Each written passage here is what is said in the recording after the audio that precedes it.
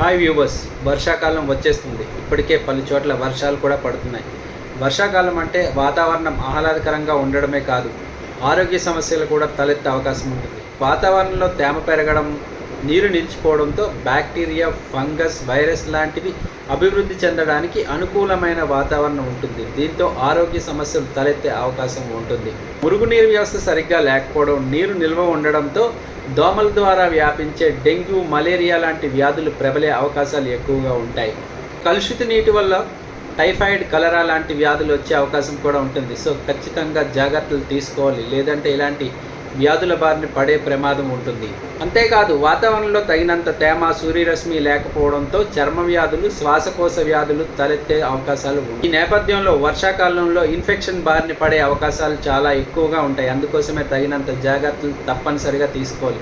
నుంచి తట్టుకోవాలన్నా, రోగనిరోధక శక్తి పెంచుకోవాలన్నా, ఎలాంటి ఆరోగ్య సమస్యలు లేకుండా మనల్ని మనం కాపాడుకోవాలంటే ఒక 10 చర్యలు ఖచ్చితంగా పాటించాలి. ఈ 10 జాగ్రత్తలు తీసుకుంటే ఇలాంటి ప్రమాదాల నుంచి మనల్ని మనం కాపాడుకోగలుగుతాం. అవి ఏంటంటే, కాచిన లేదా వడపోసిన నీరును మాత్రమే తాగాలి. నెంబర్ 2, బయట ఆహారం, పచ్చి కూరగాయలకు ఖచ్చితంగా దూరంగా ఉండాలి. నెంబర్ 3, బయటకు వెళ్ళినప్పుడు తడి ప్రదేశాల్లో వెళ్తే ఖచ్చితంగా పాదరక్షలు ధరించి మాత్రమే వెళ్ళాలి. నెంబర్ 4, ఒకవేళ అనుకోకుండా వర్షంలో తడిసి ఇంటికి వస్తే ఇంటికి రాగానే ఖచ్చితంగా స్నానం చేయాలి.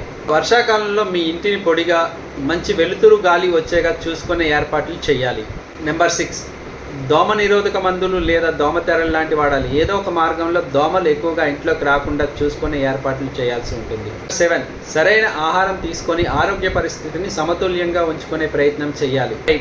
నెంబర్ 8, చేతులను శుభ్రంగా కడుక్కోవాలి. ముఖ్యంగా ఇంట్లో చిన్నపిల్లలు ఉంటే బయటికి వెళ్ళి వస్తే వారితో శుభ్రంగా చేతులు కడుక్కోమని పదే చెప్తూ ఉండాలి. నెంబర్ 9, తడి బట్టలు కానీ, తడి బూట్లు కానీ ధరించడానికి వీల్లేదు. అలాంటివి ధరిస్తే రోగాలు ప్రబలే అవకాశం ఎక్కువగా ఉంటుంది. నెంబర్ 10, శరీరం మీద ఏవైనా గాయాలు లేక పుండ్లు లాంటివి ఉంటే వాటిని బయటపడకుండా కప్పే ఉంచే ప్రయత్నం చేయాలి వర్షాకాలం. అది ఇప్పుడు మళ్ళీ కరోనా వైరస్ కూడా విస్తరిస్తుంది. తెలుగు రాష్ట్రాల్లో కూడా కేసులు నమోదవుతున్నాయి. ఈ నేపథ్యంలో తేమతో కూడిన వాతావరణంలో ఒకరికి ఒకరు దూరంగా ఉండే ప్రయత్నం కూడా చేయడం చాలా మంచిది.